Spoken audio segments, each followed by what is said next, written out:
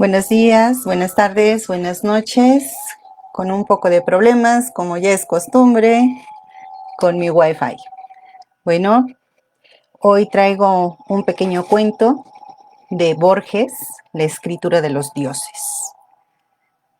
Iniciamos. La cárcel es profunda y de piedra. Su forma, la de un hemisferio casi perfecto. Si bien el piso, que también es de piedra, es algo menor que un círculo máximo, hecho que agrava de algún modo los sentidos de opresión y de vastedad. Un muro medianero, la corta, es, aunque altísimo, no toca la parte superior de la bóveda. De un lado estoy yo, Sinacán, mago de la pirámide de Calholón, que Pedro de Alvarado incendió. Del otro lado hay un jaguar que mide con secretos pasos iguales el tiempo y el espacio del cautiverio. A ras del suelo, una larga ventana con barrotes corta el muro central. Es la hora sin sombra. Se abre una trampa en lo alto y un carcelero que ha ido borrando los años maniobra una rondana de hierro y nos baja en la punta de un cordel cántaros con agua y trozos de carne. La luz entra en la bóveda. En ese instante puedo ver al jaguar. He perdido la cifra de los años que yazgo en la tiniebla. Yo, alguna vez, era joven y podía caminar por esta prisión. No hago otra cosa que aguardar. En la postura de mi muerte, en el fin que me destinan los dioses.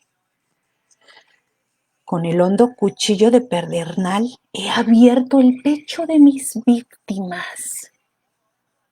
Y ahora no podría, sin magia, levantarme del polvo. La víspera del incendio de la pirámide, los hombres que bajaron de altos caballos me castigaron con metales ardientes para que revelara el lugar de un tesoro escondido. Abatieron delante de mis ojos el ídolo del dios, pero este no me abandonó y me mantuvo silencioso entre los tormentos. Me laceraron, me rompieron, me deformaron y luego desperté en esta cárcel que ya no dejaré en mi vida mortal. Urgido por la fatalidad de hacer algo, de poblar de algún modo el tiempo, quise recordar en mi sombra todo lo que sabía. Noches enteras malgasté en recordar el orden y el número de unas sierpes de piedra o la forma de un árbol medicinal. Así fui revelando los años. Así fui entrando en posesión de lo que ya era mío. Una noche sentí que me acercaba a un recuerdo. Antes de ver el mar, un viajero siente una agitación en la sangre. Horas después empecé a visitar el recuerdo. Era una de las tradiciones del dios, previendo que en el fin de los tiempos ocurrirían muchas desventuras y ruinas. Escribió el primer día de la creación una sentencia mágica, apta para conjurar esos males. La escribió de manera que llegara a las más apartadas generaciones y que no la tocara el azar. Nadie sabe en qué punto la escribió, ni con qué caracteres, pero nos consta que perdura, secreta, y que la leerá un elegido. Consideré que estábamos como siempre, en el fin de los tiempos, y que mi destino de último sacerdote del Dios me daría acceso al privilegio de intuir esa escritura. El hecho de que me rodeara una cárcel no me vedaba esa esperanza. ¿Acaso yo no había visto miles de veces la inscripción de Calhoun? Y solo me faltaba entenderla. Esta reflexión me animó. Y luego me infundió una especie de vértigo. En el ámbito de la tierra hay formas antiguas, formas incorruptibles y eternas. Cualquiera de ellas podía ser el símbolo buscado. Una montaña podía ser la palabra del Dios, o un río, o el imperio, o las configuraciones de los astros. Pero en el curso de los siglos las montañas se llanan, el camino de un río suele desviarse y los imperios conocen mutaciones y estragos, y las figuras de los astros varían. En el firmamento hay mudanza. La montaña y la estrella son individuos y los individuos caducan. Busqué algo más tenaz, más invulnerable. Pensé en las generaciones de los cereales, de los pastos, de los pájaros, de los hombres. Quizá en mi cara estuviera escrita la magia. Quizá yo fuera el fin de mi busca. En ese afán estaba cuando recordé que el jaguar era uno de los atributos del Dios. Entonces mi alma se llenó de piedad. Imaginé las primeras mañanas del tiempo. Imaginé a mi Dios confinado en el mensaje a la piel viva de los jaguares, que se amarían y se engendrarían sin fin, en cavernas, en cañaverales, en islas, para que los últimos hombres los recibieran. Imaginé esa red de tigres, ese caliente laberinto de tigres, dando horror a los prados y a los rebaños para conservar un dibujo. En la otra celda había un jaguar. En su vecindad percibí una confirmación de mi conjetura y un secreto favor. Dediqué largos años a aprender el orden y la configuración de las manchas. Cada ciega jornada me concedía un instante de luz. Y así pude fijar en la mente las negras formas que tachaban el pelaje amarillo. Algunas incluían puntos, otras formaban rayas transversales en la cara interior de las piernas, otras anulares, se repetían. ¿Acaso era un mismo sonido o una misma palabra? Muchas tenían bordes rojos. No diré las fatigas de mi labor. Más de una vez grité a la bóveda que era imposible descifrar aquel texto. Gradualmente, el enigma concreto me atareaba, me inquietó menos que el enigma genérico de una sentencia escrita por un Dios. ¿Qué tipo de sentencia?, me pregunté. Construiría una mente absoluta. Consideré que aún en los lenguajes humanos no hay proposición que no implique el universo entero. Decir el tigre es decir los tigres, que lo engendraron, los ciervos y tortugas que devoró el pasto, de que se alimentaron los ciervos, la tierra que fue madre del pasto, el cielo que dio luz a la tierra.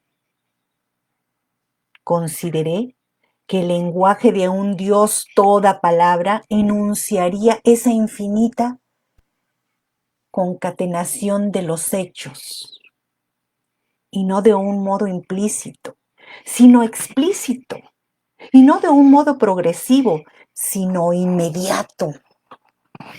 Con el tiempo, la noción de una sentencia divina perecióme, pueril o blasfematoria. Un Dios, reflexioné, solo debe decir una palabra, y en esa palabra la plenitud. Ninguna voz articulada por él puede ser inferior al universo o menos que la suma del tiempo. Sombras o simulacros de esa voz que equivale a un lenguaje y a cuanto puede comprender un lenguaje son las ambiciosas y pobres voces humanas. Todo, mundo, universo. Un día o una noche. Entre mis días y mis noches. ¿Qué diferencia cabe? Soñé que en el piso de la cárcel había un grano de arena. Volví a dormir. Soñé que los granos de arena eran 3. Fueron así, multiplicándose hasta colmar el cardel, y yo moría bajo ese hemisferio de arena. Comprendí que estaba soñando. Con un vasto esfuerzo me desperté. El despertar fue inútil. La innumerable arena me sofocaba. Alguien me dijo: no has despertado a la vigilia, sino a un sueño anterior. Ese sueño está dentro de otro, y así hasta lo infinito, que es el número de los granos de arena. El camino que habrás de desandar es interminable y morirás antes de haber despertado realmente. Me sentí perdido. La arena rompía la boca, pero grité: ni una arena soñada puede matarme, ni hay sueños que estén dentro de sueños. Un resplandor me despertó. En la tiniebla superior se cernía un círculo de luz. Vi la cara y las manos del carcelero, la roldana, el cordel, la carne y los cántaros. Un hombre se confunde gradualmente con la forma de su destino. Un hombre es, a la larga, sus circunstancias. Más que un descifrador o un vengador, más que un sacerdote del Dios, yo era un encarcelado. Del incansable laberinto de sueños, yo regresé como a mi casa, a la dura prisión.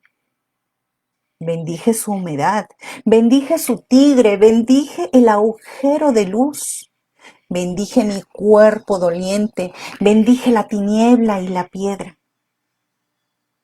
Entonces ocurrió lo que no puedo olvidar ni comunicar. Ocurrió la unión con la divinidad, con el universo. No sé si estas palabras difieren. El éxtasis no repite sus símbolos. Hay quien ha visto a Dios en un resplandor. Hay quien lo ha percibido en una espada o en los círculos de una rosa. Yo vi una rueda altísima. que no estaba delante de mis ojos, ni detrás, ni a los lados, sino en todas partes, a un tiempo. Esa rueda estaba hecha de agua, pero también de fuego. Y era, aunque se veía el borde, infinita. Entretejidas las formas, la formaban todas las cosas que serán, que son y que fueron. Y yo era una de las hebras de esa trama total, y Pedro de Alvarado, que me dio tormento, era otra. Ahí estaban las causas y los efectos, y me bastaba ver esa rueda para entenderlo todo, sin fin. Oh, dicha de entender mayor que la de imaginar o la de sentir. Vi el universo y vi los íntimos designios del universo. Vi los orígenes que narra el libro del común. Vi las montañas que surgieron del agua. Vi los primeros hombres de palo. Vi las tinajas que se volvieron contra los hombres. Vi los perros que les destrozaron la cara. Vi el Dios sin cara que hay detrás de los dioses. Vi infinitos procesos que formaban una sola felicidad.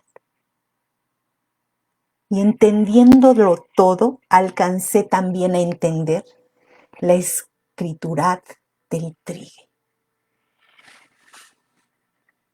Es una fórmula de 14 palabras, casuales, que parecen casuales, y me bastaría decirlas en voz alta para ser todopoderoso. Me bastaría decirlas para abolir esta cárcel de piedra, para que el día entrara en mi noche, para ser joven, para ser inmortal, para que el tigre destrozara a Alvarado, para asumir el santo cuchillo en pechos españoles, para reconstruir la pirámide, para reconstruir el imperio. 40 sílabas, 14 palabras.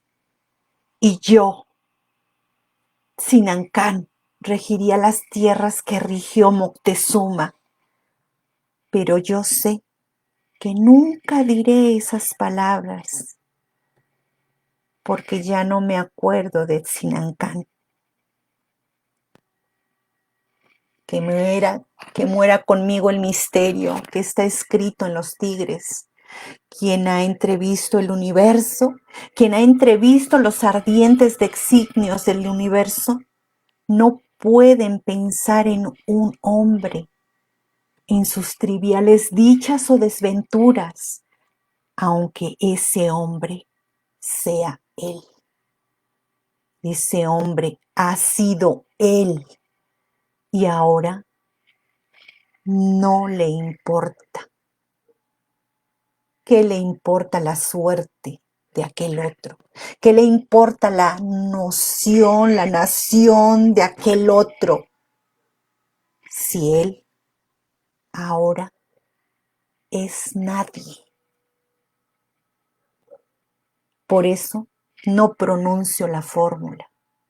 Por eso dejo que me olviden los días acostados en la oscuridad.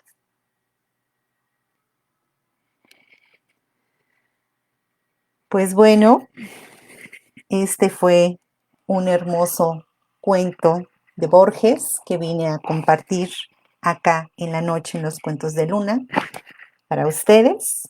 Espero que lo hayan disfrutado y ahora me despido. Buenos días, buenas tardes, buenas noches. Adiós.